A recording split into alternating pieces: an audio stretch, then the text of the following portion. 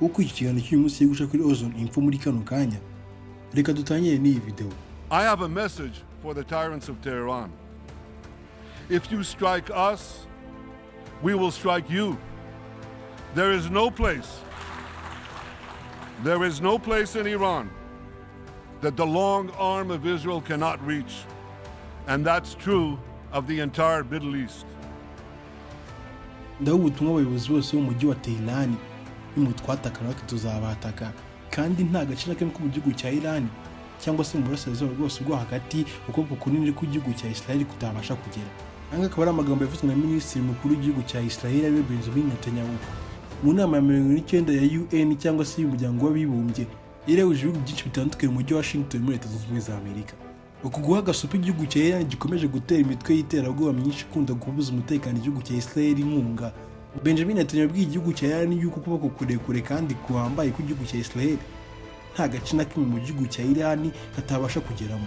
Ibingibi kandi Benjamin Netanyahu yabwiraga igihugu cya Iran bitewe n'uko bamaze iminsi bamaze kwica abayobozi benshi batandukanye b'imitwe y'iterabwoba igiye itandukanye.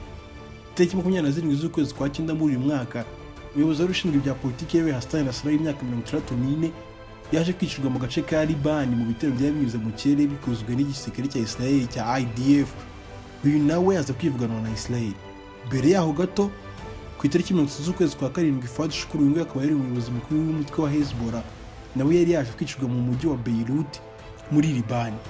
Itariki 31 umunsi ukurikiyeho nabwo z'ukwa 7 Chief Commander w'umutwe wa Hamas ariwe Ismail Haniyeh yaje kwicirwa mu mujyi wa Tehran mu gihugu cya Iran.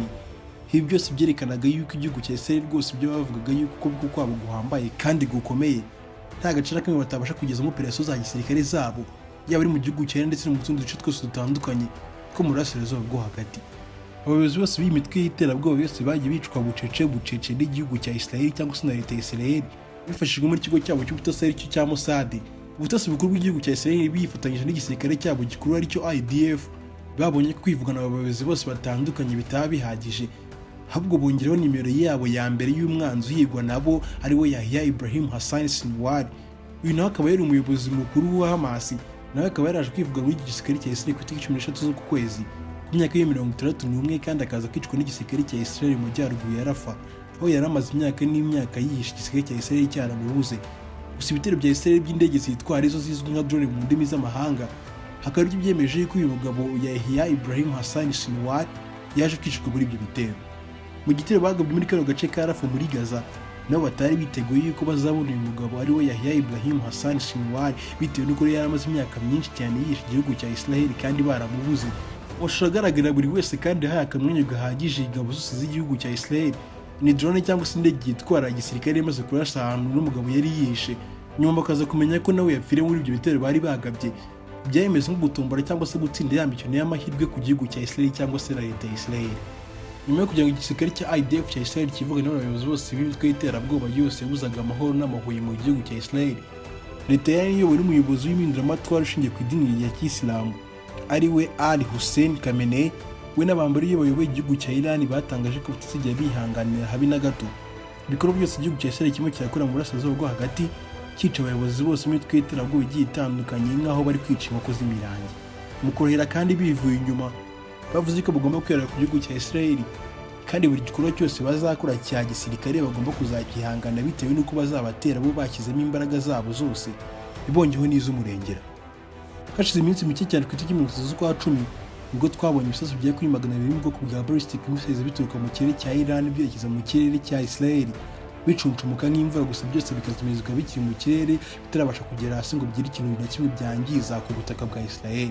Ibyagaragaye agasupu ikomeye ya Iran ku gihugu cya Israel byose byari bishyizwe mu gikorwa bitewe n'uko igihugu cya Iran ko cyabashezanyije yuko kizihorera cyari kibikoze kandi nta kabuza. Gusa nyuma y'aho nk'amasaha 8 n'umunsi utaruzura, ikinyamakuru Keshe 12 ndetse n'ikinyamakuru cya The Jerusalem Post byatangaje ko rwose ibisasu bya kuri 200 bya ballistic missiles byaturutse mu gihugu cya Iran byerekeza mu gihugu cya Israel nta kintu byangije kandi intego byari byarasanywe bitayigezeho. Ubwishongore bwose bw'igihugu cya Israel bwakomeje kuvuga ku bitangazamakuru byabo, ntabwo bari bazi yuko igihugu cya Iran kibafitiye ibindi bintu byinshi mu gaseke kabo kizabagenera, bitewe no ku itariki 19 z'uko kwezi aribwo imwe mu nzu za Benjamin Netanyahu Prime Minister w'igihugu cya Israel iyi akaba ari inzu akunda kubikira mu gihe cyose bari mu biruhuko. Kuri iyi nzu ndetse kuri iyi tariki akaba haragabwe igitero gikomeye cyane kinyuze mu kirere gikozwe n'indege zitwa arizo drone, ndetse iyi nzu ikaza gusenywa bikomeye, hitezwe yuko Benjamin Netanyahu yagombaga kuba yirimo akaza kuyipfiramo. Igisirikare cya Israel cyatangaje ko indege 3 ziri mu bwoko bwa gisirikare za drone zitwara zahagurutse muri Libani zije kugaba ibitero bitandukanye mu gihugu cya Israel. Gusa ebyiri zose zigahagarikwa n'igisirikare cya IDF cya Israel, indi imwe ikaza kugera kuri iyo nzu ya Benjamin Netanyahu ikayirasa bikomeye, hitezwe yuko Benjamin Netanyahu yari kuba yirimo nawe akayipfiramo.